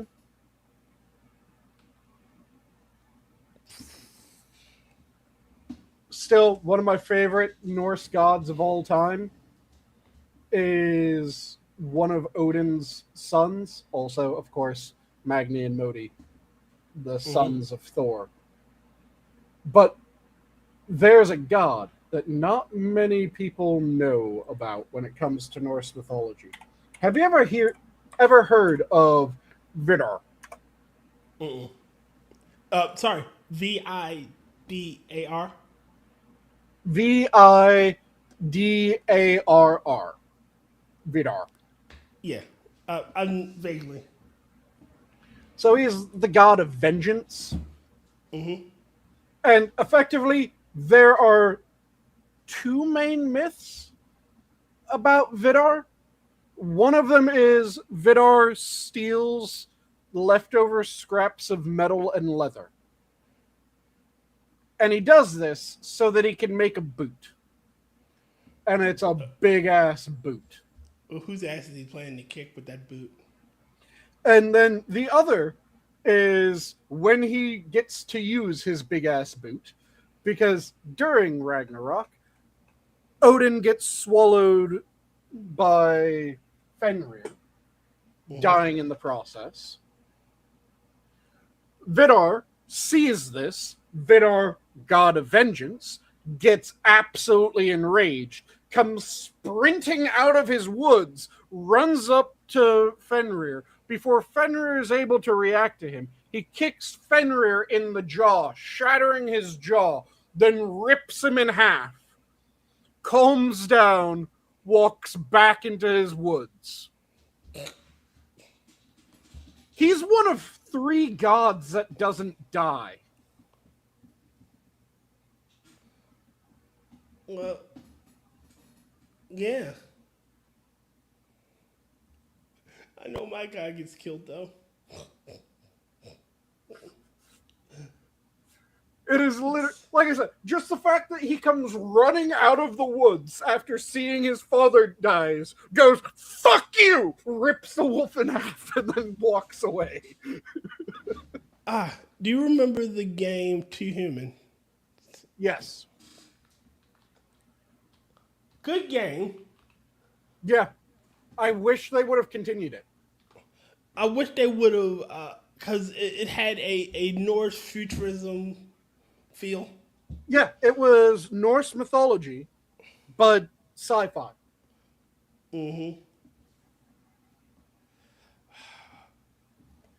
Again, if they'd have, I think it would have been better received if they fucking took away that you have to sit through that long ass fucking dying animation. Where the Valkyrie fucking comes down. You know, fight Valkyrie just comes down, picks you up, takes you away. I think they should have kept it the first time. Yes. It should have been the first time you watch it through, and then after that first time, it's an abbreviated version. Where she just picks you up and just rides. Yeah. But it was a fun game. It was originally supposed to get 3 parts. Oh yeah, you could tell because it ended on a fucking cliffhanger. Yup.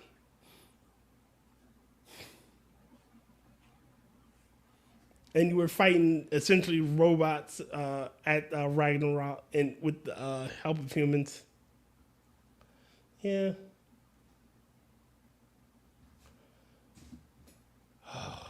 Again, it was a good game. It was fucking sad. It turned out at the end of the game that you found out that you were Balder. Yes.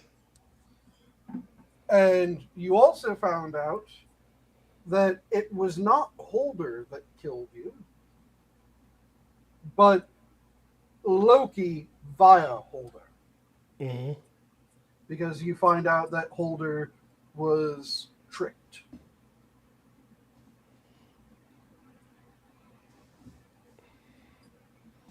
It was supposed to go on and tell more of the story, as I think you were supposed to go on to prevent Ragnarok almost.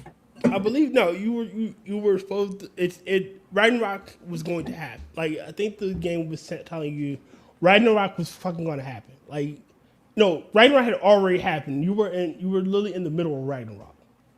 But I'm saying that prevent the total destruction at the end of Ragnarok. Yes.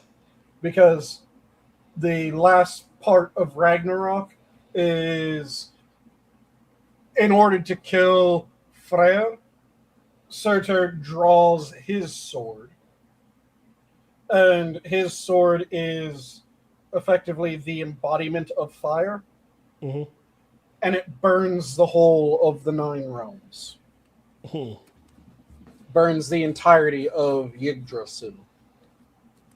And causes Yggdrasil to plunge into the surrounding ocean. Then go ahead.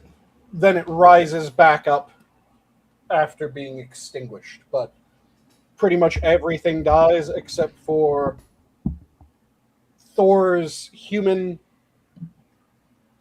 friends, human companions. Magni, Modi, a handful of other people.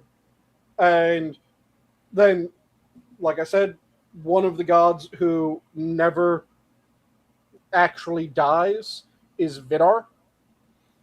Because every other god, it's mentioned when they die. Vidar doesn't die. So it's just kind of assumed that Vidar fucking survives. And then, after it rises back from the water, Balder and Holder are both reborn.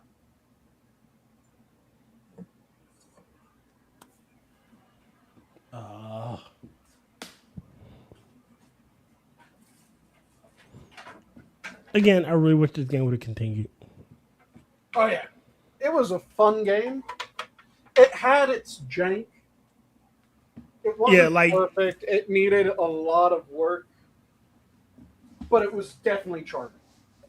Like having the right analog stick help with it. Like I think that's where it broke for most people.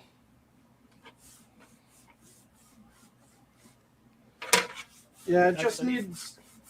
It should be one of those games that gets a remaster and re-release.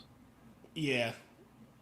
Where they go back, they fix up all the janky controls that they had, because it had a good amount of jank. And then give it the rest of the story that it was supposed to have, finish out the game, re-release it.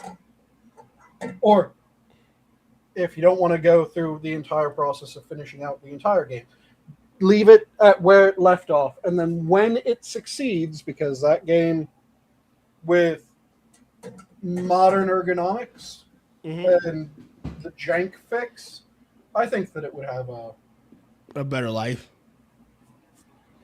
Large following. That's how I feel about the game Xenogears. Xenogears. All right, so the first disc was basically completed and done, but they ran out of time for the second disc. So the second half of the game is a fucking boss rush, essentially. It's like you don't get full control of going back to the open world to like the very essence of the game, essentially. Like all of Act 3 is literally you sitting in a room and getting told shit is happening, instead of you playing the game because they had to rush it. And with more, I think now if it were to get a re-release, they should go back and fix the story elements, and instead of being like a mad boss rush where you have very little control, make the game fucking playable. Make it. You got time. Make it playable, but also make it so that after you beat it, you have the option of the boss rush. I mean, yeah. Because boss rushes, as long Well, as the bosses are good, they get popular. well, all right. Let me rephrase that. It's not necessarily a boss rush. It's more of a, oh well, we have to go to this dungeon to find the Zohar. Okay, well, all right. This dungeon's here, and you play out the dungeon. You know, Okay. you beat the boss there. Oh well, now we had to deal with this divine event, and you play out the event instead of open world. And then, like, again, after all that shit is done, like, a whole third act is fucking finished. Oh, well, for the fourth act, you got open world controls now. You can go do it to fuck, you back to the open world. You got the overworld map. You can go back to different cities and fix shit. And the last half of the game is done just, the last act of the game is just done like that. That's weird. Again, it happened because they ran out of time. They had everything finished. They had like the final act finished. The last boss is finished. They had the first disc completely finished. So Act 1, Act 2, and Act 4 were done. Because they knew how they were going to end the story. They just needed to fill out those parts.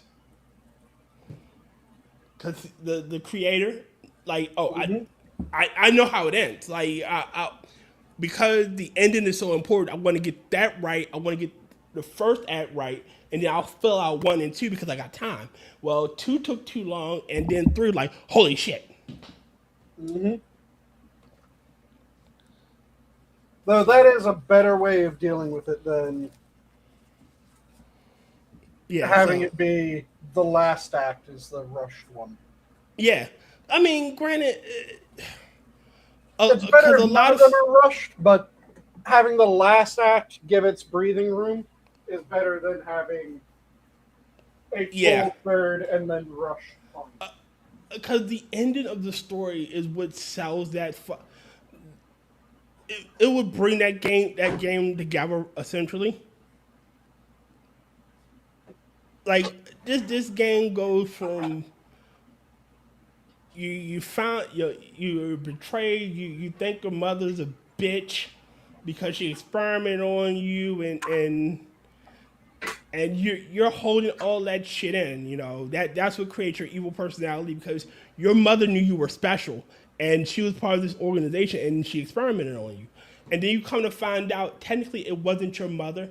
Like this, so it's this creature called Mange who lives in every woman throughout history. Like if Mange were to die, she'd just jump into another woman because she is part of their the genetic code of women. So you're saying is you always knew all women were evil.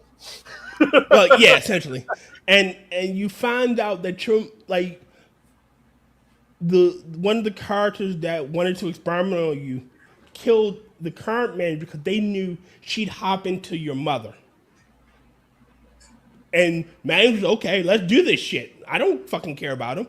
He's just a source. You know, we need to experiment on him so we can activate his power to get what the fuck we want. And speaking of games that were rushed, it also reminds me of. Do you remember Drakengard? Yes. That trippy shit game. Hellcat says I learned that from the Bible. Nice. And yes, there is a plethora that yo Jen, there is a plethora that deserves remastered and not to have the story fuck with. Yes. Final Fantasy VII. It should have never. He should have never marketed it. Whoever decided to market that one should have never marketed it as a remake. Yeah, they're games that they should just be straight remasters, where they improve some of the janky controls, they massively upgrade the graphics, but leave everything else the fucking same. Yes. There's games that really deserve to be remade where they keep all the story elements, they just fix everything else, and they add some to it. Like I said, that would be a good example of Being Human, because Being Human was not an entire Or Too story. Human. Or Too Human, sorry. Yeah, Too Human was not an entire story. Needed more. So A plethora. having them go back and add more, fuck yeah. Yeah. And then there's games that they could go either way. And the ones that come to mind when it comes to this are also the games that they have some of the best remakes. Yakuza. Yes. Well, at least Yakuza was faithful, and all it did was essentially, oh, well, this new mechanic was introduced in this game. All right, let's play it in this one. Yeah, and they did that, and they also went, this is fantastic. What if this was more this? Yeah. And then Because they add missions to each of the Kiwami games that weren't in the originals, but fit entirely within the story. So you aren't going, well, what the fuck? Why are we also suddenly answering doing questions. Yeah. Like they add missions to answer certain questions. I like the spin-off games a lot too. Yakuza, Like a Dragon. Oh yeah, the new series. Yeah, fucking love Like a Dragon. See, I don't consider those the spin-off games. The ones that I consider spin-offs are the Yakuza Pirates. Fair enough. And if not Infinite Wealth, I know what you're talking about. Yeah, the one where you're following around the mad dog who has lost his memory and thinks he's a pirate. I have that one. Let me see. But those I would consider spin-offs. The Like a Dragon Yakuza series, in Hawaii. Yes. The Like a Dragon series, I don't consider spin-offs. I consider continuations. Because they're in the same universe. They just aren't the same character, but they're telling the same stories. If that makes sense. The Man with No Name is Dragon Ishin. The man, I think it's called The Man with No Name. Ishin, where it's set in feudal Japan. Yep, that one's fantastic. That was a good game. And that's a spin-off, yeah. The other ones that I would consider spin-offs are the Judgment Eyes. The what? The Judgment Eyes. So you have Judgment, which is the first of the series. Let me quickly pull it up in my... So you have Judgment and Lost Judgment. I didn't know there were spin-offs of the Yakuza series. Yep, they are. They're set in the world of Yakuza. Yep, Judgment and Lost Judgment. Yep. The man that erased his own name, the Gaidens. Man that erased his own name, and then Dark Ties, and Private Yakuza in Hawaii. Yep. But yeah, What? Judgment series, really good. And that is a spin-off. It is set in the same world. It is different stories taking place at the same time as some of the other events. So you'll run into characters and you'll be going, wait a second. I remember that motherfucker. Oh, I gotta get this one. It's Stranger Than Heaven. It is the prequel, a distant prequel to the Like a Dragon franchise, and it has one of the main characters, or not main characters, the boss from Like a Dragon. Oh, nice. His father, his actual, and know what's fucking funny about that game? Oh yeah, I'm his son, and he comes like, no, you're not, and then Yeah, I actually am his son. Mm-hmm. Though His- I his- do like that he doesn't need to know at the end. Well, he kind of accepted uh the main villain as a brother back even then. Like, Yep. you know, I essentially had to put my brother down. Yep. And he doesn't need to know because it doesn't matter whether he is biologically or not. He Yeah. still views him as his old man. So whether he's his old man biologically or just his old man because he raised him, it doesn't matter. So not going to look into it. Yep. That is still that was probably one of the best endings ever Mm-hmm. for a game. Like, don't make me hurt you. I don't want to do this. Like, but I gotta. Mm-hmm. And Okay, I am confused about Stranger Than Heaven though, because I pulled it up when you mentioned it. Mm-hmm. So you know how on Steam it has games similar to this. Mm-hmm. I look over games similar to this. Dark Tide, Hogwarts Legacy. Because it's supposed to be an open world. It's What is the similarity between Dark Tide and Hogwarts Legacy? Explain this to me, dear. I don't know. Explain this. I don't know.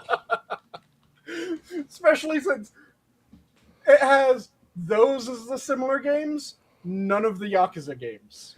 Well, it for me, similar to games you played is Cyberpunk and Elder Scrolls Oblivion.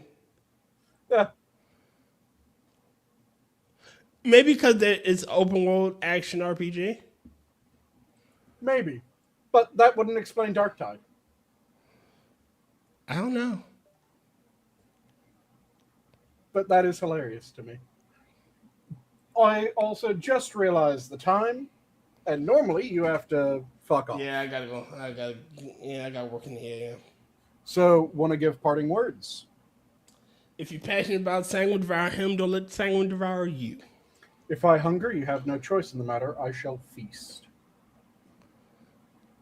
And let's see. Agree. Hold on really quickly. Capcom needs to stop doing RE remakes and just make new characters to play as. Yes. Capcom has a shit ton of series they need to go back to. Breath of Fire. They need to go back to Ghosts and Goblins. Darkstalkers. See, I would say rather than they need to stop making remakes, I think that they need to not just make remakes. Because having the ability to play RE1, RE2, RE3, the old REs with updated controls and graphics, that's nice. I don't want them just to be going back and looking at their old rosters and going, well, it's been a while since we made that game. But I want them to continue to make new games while also updating. But they you know what they need? Release a Breath of Fire trilogy, master pack. You know, Ghosts and Goblins. Release a Ghosts and Goblins. You know, Rival Schools United by Fate was one of my favorite fucking fighting games. Re-release that shit. Like, make that shit up. They feel like when the last time we got an actual new Mega Man?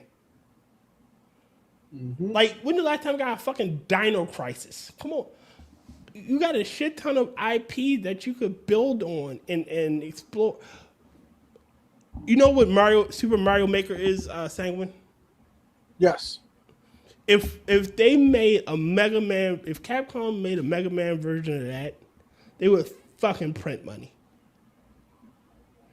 Like, they would fucking print money. Nope. They don't want to give people what they want.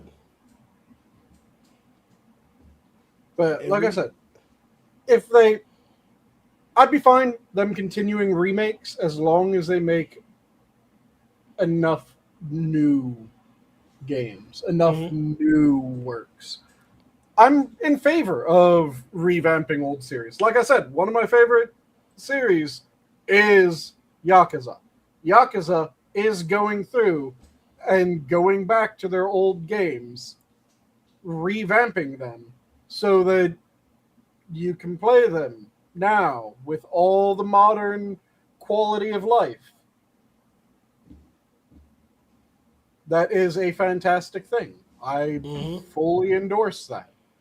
But I would be kind of pissed if the studio that makes Yakuza came out and said, all we're going to do is remake of the old ones. We're no longer making any new Like a Dragon. We're no longer making any new Judgment. We're no longer making any new of any of these game series. We're just going to continue updating them so that modern players can play them with better graphics and controls. That would piss me off. You know what's I know we gotta leave soon, but I really want to get this one out. You know what's a good game franchise that really needs to make a return? What? It is a game called True Crime Streets of LA. It was an old game. Nice. Yep. And then they did True Crime Streets in New York City. And then they did Sleeping Dogs because they couldn't use the True Crimes title. Like, I wouldn't mind another Sleeping Dogs. I wouldn't mind another True Crimes. You know, just come on now. Like I've said before, the genre that I want to see a comeback for, God games. Yeah. Black and white. Yep. A new black and white game that isn't dog shit. Yep, a good black and white, a good dungeon keeper, dungeon master, whatever the fuck version of those games. Fucking Populous. I was just about to say, Populous 3. Because I think Populous 2 was the last Populous. Yes. And that game was amazing. But you need to head off, so I'll give my parting words of, it is easy to believe in something when you win all the time. The losses are what defines a man's faith. And with that, have a good night all. The zoo is closed. Night. And now I click this, and it takes a second, so suck it!